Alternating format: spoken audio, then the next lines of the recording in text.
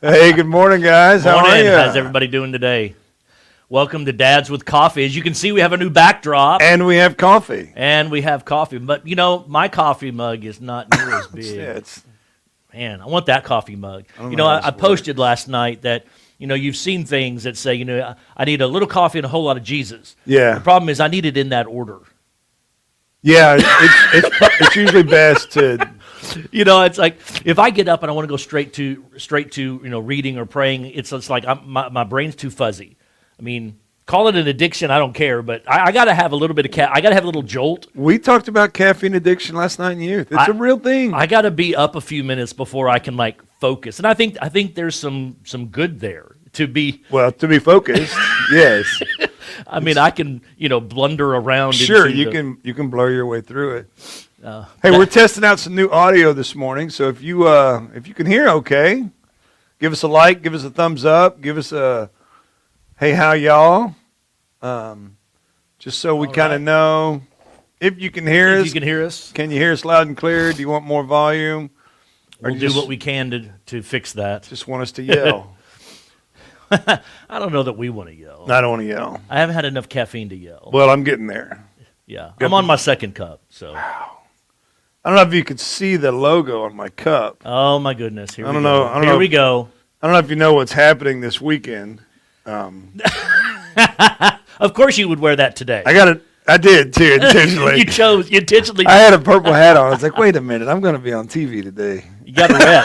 You got to rep the home space. So, hey, So have you been a Kansas City Chiefs fan like forever? I was a St. Louis Cardinals fan until they moved to Arizona, Well, yeah. and then It's like done. I lost my I'm done brain. with you. I lost my brain for about 18 months and became a Raiders fan. Oh, there's no shame in that. There's no shame in that. I grew up a Raiders fan. I'm sorry. Well, I lived in California, so That's true. You lived there, but then I picked up the Chiefs once they picked up. I don't remember who was Gonzalez? quarterback at the time. No, before that. Anyway, I was maybe 10, 11, 12 years old. Chiefs been a- fan ever since. Been a Chiefs fan for 30 plus Yeah, years. I remember my dad had a brown recliner, and I would wedge my way down between the arm of the chair and my dad on Sunday afternoons, and we'd watch Raider games together. So I grew up a Raider fan. I mean, I grew up a Raider hater. I figured as much. Yeah, it's- and you should be as Kansas City. It comes with the bag. both in the AFC West. Right, So right. but they've kind of gone. They've gone off kilter. That's a thumbs up, I believe. Thanks, Miss Janet. Appreciate that. Speaking of home Yeah. and home life, this week I talked about yesterday about how important it is for us to not only be concerned about how I'm raising my kids, but that I think that we need to be aware of everything that we bring along with us, not only into marriages, but into parenting. Right. I mean, I remember early when we first got married, my wife and I had a lot of conversations about, intentionally conversations about who do we want to be. We had her modeling from parents. We had Yeah. my modeling from parents. Not that we wanted to totally accept or reject either one. We just had some intentional conversations about who do we want to be. And then as kids came along, Yes. Things always change. we had to make some decisions. And the thing that I found in the readings this last week about Isaac and Esau and Rebecca and all the issues surrounding some of that family background and mapping, the thing I realized, when stress rises, it's easy to fall back into a pattern that you were taught, even if you have consciously chosen. Or that you've just learned over time. Right. I've consciously chosen. I don't want to be, I don't want to be that to my kids. And yet, Inevitably, we turn into that. it's like that stupid Geico commercial. Don't be your parents. It's like they said something the other day about, they don't need your help. And I'm like, oh my gosh. I've done that. I am that person, apparently. Look, I stopped myself yesterday. I was at Home Depot and I saw this little old lady, and she was just staring at all the screws and washers. That and could I help you? I didn't. I didn't ask. I don't It know. was the commercial. It made me feel bad about myself. Would so. Jesus have helped her, Keith? Yes. But Geico wouldn't. But Geico's not going. But they'll save you 15% in 15 minutes or less. Sure. But they're not going to help you in the aisle of a hardware store. So let me jump on that for a minute All right, come because you talked about patterns and habits Yep. and Yep.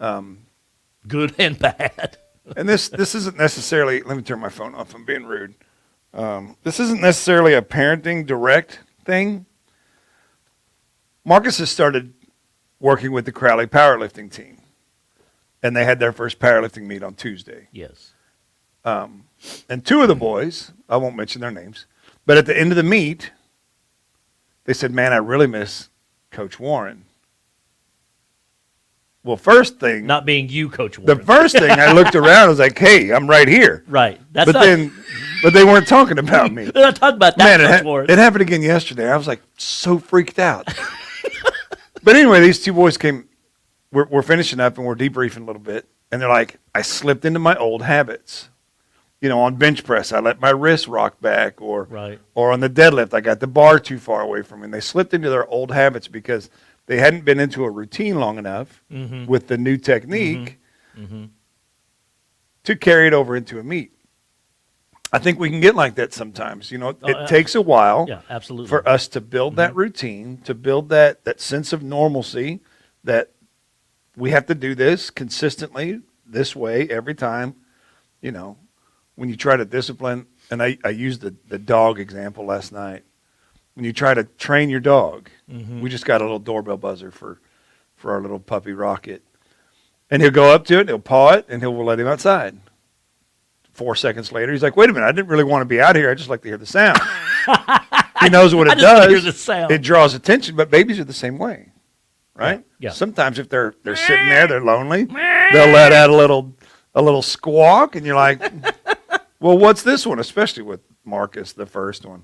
Gosh, we were as beck and call. Yeah. We were right there. Oh yeah. Oh yeah. Oh yeah. Oh yeah. Second child doesn't get the same kind of love. We're- Sorry. Look, It's just life. we've left Evan at church more times than I can count. No, We had a family years ago had 3 kids, and the littlest one was super quiet and super small, and there was more than one occasion that I'd see them drive off, and then he would walk up beside me and just kind of look out the window, and I'm like, Hi, Pastor. yeah, I'd be like, okay, hey y'all. I mean, it just happens. But as young parents, you have to adapt. You have to change to that. Yeah. And that's just the little things. I mean, Yeah. when you think long term, now that Samuel's in college, and we're probably a couple 3 years from looking at getting married, and well, it happens, man. Marcus, I keep going back to Marcus because he's the oldest, and he's Right. my But first. he was dating his wife in high school. Yeah, so so was I. That's how we. I wasn't. But maybe that's it, right? Because Ryan is also in a long-term relationship that he's been with a girl since he was in high school. Okay. He saw you. Is that he because knows your story? Is that because Mom and I were in high school and this is it. This is Right. who God has for me. So how do you think that plays out? I guess you can prophesy over my 2 children because, we met in grad school, Yeah. seminary for those of you that are aware, grad school, and we met and we started dating and we married in grad school. So I was 24 when we got married. Yeah. And then I was 30 when, Samuel was born. I was younger we than were that. on the older side of things. Yeah, I was younger than that. Sure. And that's one thing that my kids haven't modeled because Ryan's 21 now. Yeah. But life has changed. I mean, the educational system has Oh, yeah. changed, and the pathway that they're going down Yeah. pushes that a little later, which I don't think is bad. I don't think it's bad at all. I will not push my children to give me grandchildren. right. When you're ready, Yeah. I'm here for you. Right. Do Do you- we kind of talked about this last week. pressuring that young family. Hey, you've been married for Yeah. 12 weeks now. When's that baby I coming? know it, right? Horrible. Stop it. But I've done it. I mean, when are you going to have a baby? We tried to joke about it. That's but, the logical next step, right? Not for everyone. Right. No, because it was 7 years for us. Yeah.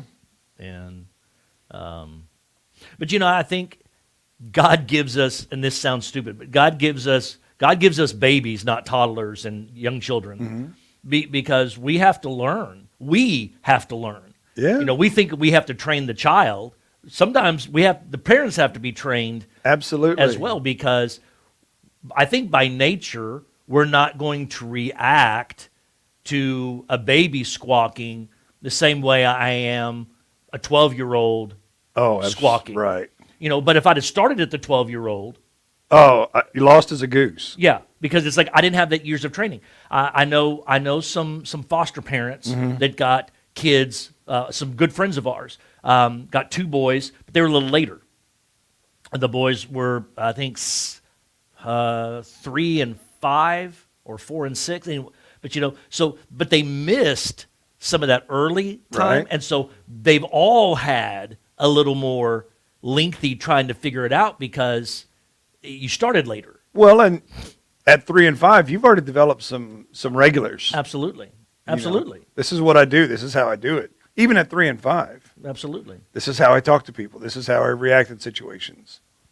I think we could train that up a little bit. Right. Coach it up from zero Right. up through Yeah. until they realize and understand that they have some skin in the game too. You have to make some changes. You can't have these behaviors and expect nothing to happen. And you train that from a young age. Don't touch the stove to use Sunday. Oh, I know. Don't I touch know. the stove. Don't bring What's the that first thing up. you do? You touch the stove. Of course. Every kid in America. It touches the stove. Mom, Dad said, don't touch the stove. That's It's right. hot. What do you That's mean? right. How hot? Right. Yeah. How hot is hot, Mom? How hot is hot? What does hot really do? But when we talk about the baggage that we bring along, I mean, and baggage, that always seems like a negative term. Baggage isn't always a negative term. It's just the reality. We bring characteristics, attitudes, patterns of behavior, speech patterns. We bring along with us what has been modeled for us, right, wrong, or different, good, bad, and ugly. Right. It comes along with us into a marriage. And, Dulcie's, both of us are preacher's kids. Right. I wasn't always a preacher's kid. She always was a preacher's kid. Okay. My life changed, and in my opinion, had a lot rougher time. I was 11 when Dad went in the ministry, and it came as a result of him getting fired from his air traffic controller job during the Patco strike in 1980. Yeah. And, so that was, for me at 11, totally selfish, totally a tweener. I mean, Sure. totally. I Been mean, man, that was hard to go from family lifestyle changes to, a lot of different dynamic changes. But we came together. We had totally different patterns of behavior. Right. Her family is loud, and then it's done. I mean, if they have a disagreement or they have an argument. I thought you meant just loud in general. Well, That's my family. But yeah, kind of so. But I mean, they'll get loud with each other, and then it's done. My family bottles it all up, and if anything happens, it's a blow up, and then it's done. But they don't. But it's rarely. It's just usually a bottled up situation. Just pack it on down. And we had to unpack a lot of that and make some decisions about some things. And I had to figure some things out because I tended to be reserved in that regard, and she wasn't used to that. So we had to deal with some things. Your family background between you and Joanna, was it similar or different? No. Did y'all deal with some of these things too? Well, my family is very type A, boisterous, Sure. just over the top, life of the party. Your sister's probably watching right now. She probably is. Joanna's family, they're all just they're flies on the wall, right? They're Right. just watching watching. everything happen, and then when the moment's right, hey, how are you? Joanna went to a class reunion, her 25-year class reunion. Whatever, she graduated in '94, so was it 19. Whatever, 19. I bet for the first 30 minutes she just sat in her chair and waited because she has to feel out the room.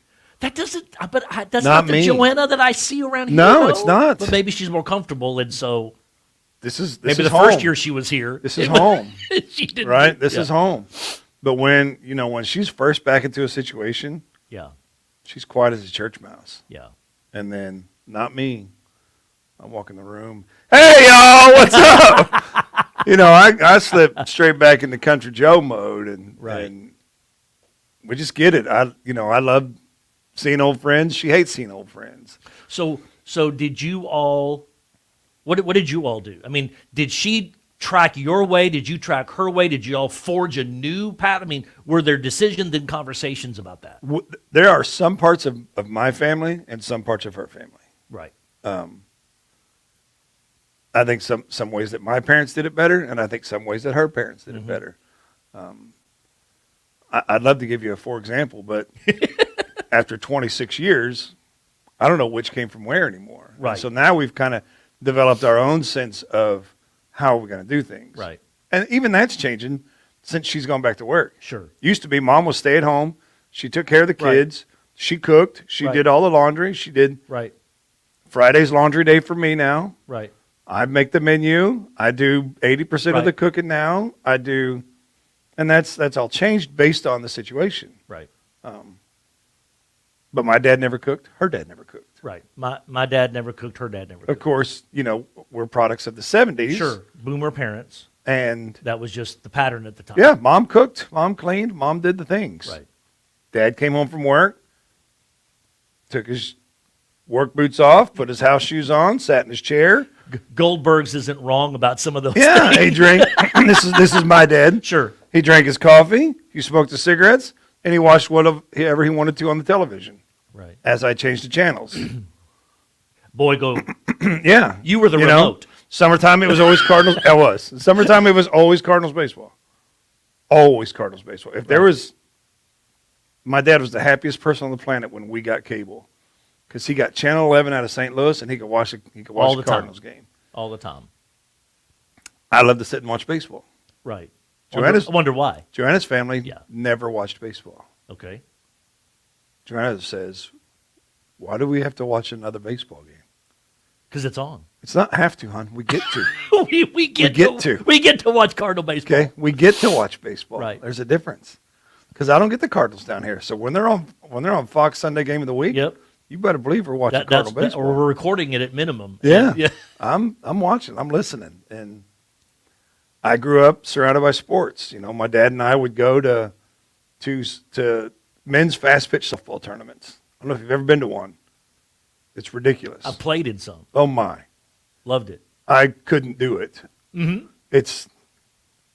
Or slow pitch softball tournaments. My oldest brother played slow pitch softball when he came back from the Air Force, and every weekend we'd go up there. And some of my greatest memories were sitting in the stands, eating a hamburger next to my dad that we got from the grill in the concession stand, and just spending time up there and watching Sharon Niederholm call. Always. That's 3 up, 3 down for the Green Gables. We got no runs, no hits, no errors. Bottom of the second, it's 3-0. Yeah. And then she had the perfect voice for it. And those some of those memories that draw me to the baseball field. Sure. I love spending time at the baseball field. Right. So She loves spending time at home yeah. because That's how what grew they up. did. Right. They lived in Bland, Missouri. Bland, Missouri. Wow. Right? Until she was in like 5th grade, they moved to Lynn, where we met. Right. So yeah, it's amazing what you pick up from your parents, but I think it's also amazing to see what you can drop from your parents. Right? Mhm. I don't want this. I don't want this Right. for my kids. Right. And we had we had a lot of things. You know, when we got married, a lot of what we did and a lot of what we chose to agree with centered a lot around her family structure, and that seemed to fit who we were. Yeah. And it wasn't a disrespect to my parents. It was just that's what seemed to fit us. Us too. That style and that style of lifestyle, that consideration we knew at that point. I knew what we were going into the ministry, and there were some things that, having both of us grown through pastors' homes, there's some things that we wanted to take, some things we wanted to leave. Yeah. You know, one of the things that I've worked and we've worked so hard at is to not have the fishbowl syndrome with our kids. I mean, we've tried to be super intentional about that. And at home, not to make statements of any kind that says, well, you can't do such and such because I'm the Right. preacher. So we've tried hard not to do that. It doesn't mean all the church folk will uphold those rules. But we at least have tried to encourage, you know, you guys are your own human beings. Mm-hmm. You make your own choices. And we've tried to help churches understand that, look, my kids aren't special just because they're preacher Right, kids. right. You know, but at the same time, they're not the stereotypical either. They're not going to be you're the worst kids on the block. We could have You know, I mean, they're just kids. we could have a 30-minute conversation on a Thursday about preachers' kids and how they have, because of the stigma of being a preacher's kid. Yeah. When they've gotten older and moved out and gone to college and decided to figure out who they are, Yeah. Church is difficult church is difficult. because of how churches have treated Yeah. ministry kids. And I won't even say past ministry kids. Yeah. Well, they're held to a higher standard. And Unfairly, yeah. absolutely.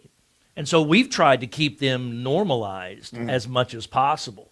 And, you know, and we had some conversations when they were coming through ag early when we lived up in Oklahoma.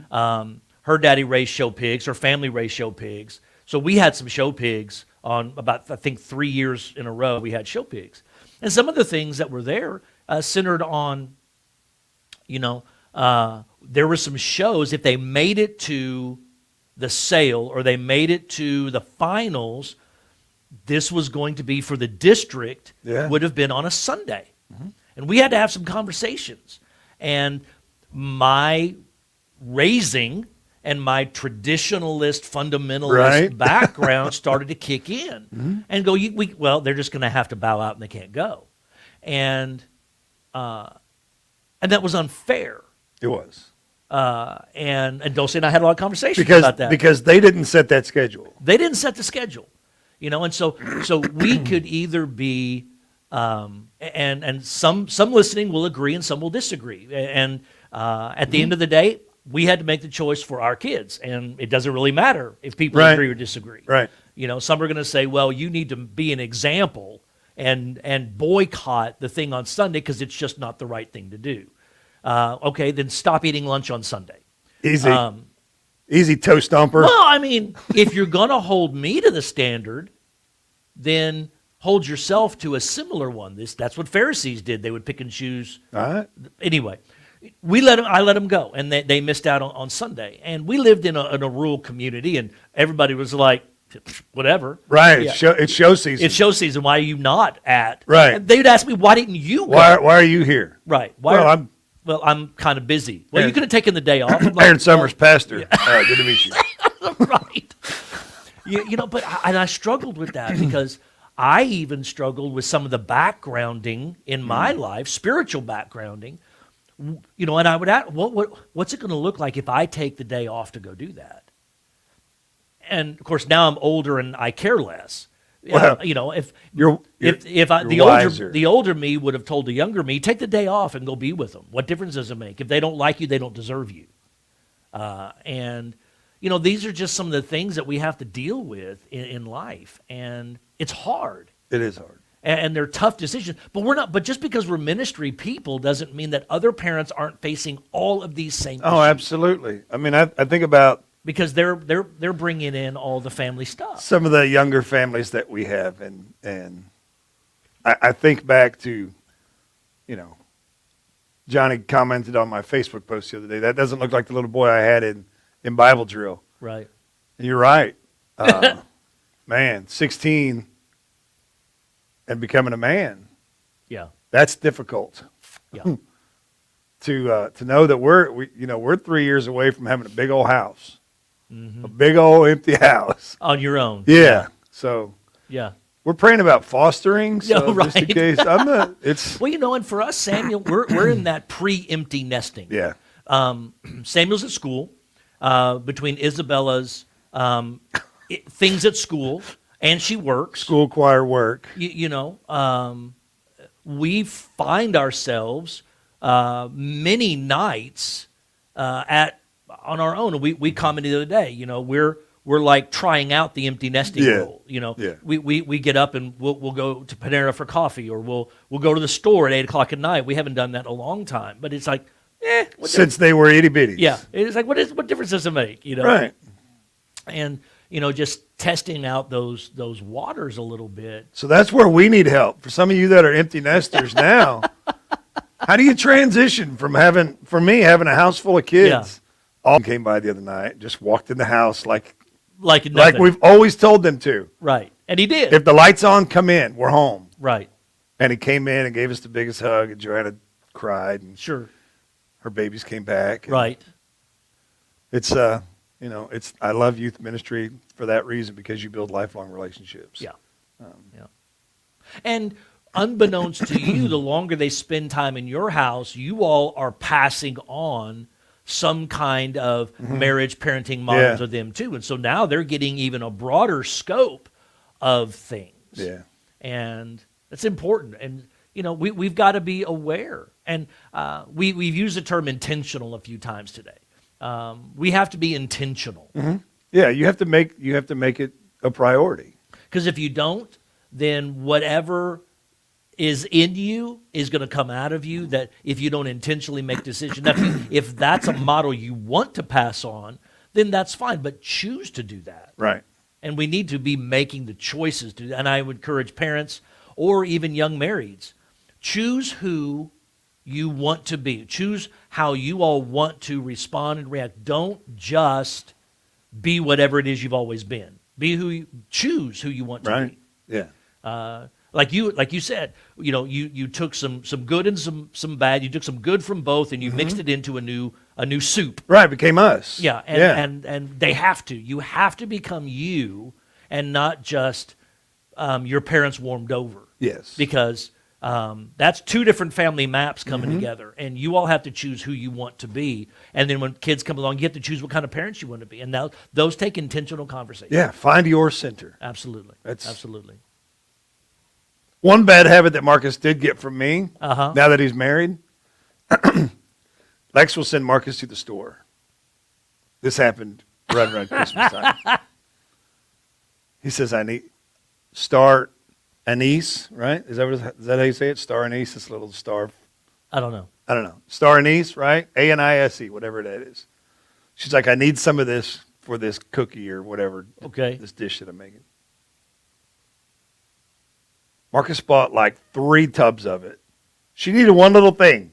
He bought so much that Right. they'll have enough for the next 81 Christmases. Until Jesus. That's comes back. my fault. That's you.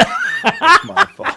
Right, he picked that up from me. You do that. Because she You- says, you overbuy. if she'll say, hey, can you pick up some chips? 14 bags. Well, are in what the kind car. of chips? Right. Let's get Just- one bag of every chip. Just some chips. Okay. So we got Doritos, we got Fritos, we got Lay's, we got barbecue, and we got these kettle cooked chips, and we got these Tostitos chips, and we got chips. I didn't know what kind of chips she wanted. You weren't clear. You weren't clear, right? That's me. I'm an overkiller. I buy too much stuff. I like the live version of us. I mean, I like the other version of us too, but it's just something different about being here together first thing in the morning and Yeah. talking and getting to know some things and sharing some things. Absolutely. Absolutely. Well, I hope you guys have a great weekend. We're actually headed down to San Marcos How tonight. about you? We got college tour going on Uh-oh. tomorrow, so we're going to be touring Texas State tomorrow. And then we've got another college tour scheduled in March, and so here we go. Yeah. It's the time. Because she wants to go into music, so that's not only a college tour, it's a college decision, and then it's an audition. So we have to we have yeah. to back it up a little. Yeah. You know, I you got to know. back it up a little bit because we have to make decisions to make auditions to make. Oh, my God. Right. It's a whole thing. It's a whole thing. But I know he'll be back for Sunday school Yep, Sunday yep. morning. Sunday, 10 o'clock. We got Sunday school. Got all the doors labeled. Everything's in the Betty Horn building. If you don't know where that is, park in the big parking lot. Yep. Look at the youth building and turn right. Maps are on the It's doors. right there. Full complement of classes, birth through adult 6. So we've got everything that you need. So hope to see you guys at 9 or 11:15 and Sunday school in the middle. So Dads with Coffee. Dads with Coffee. We'll see you next week. Bye, guys.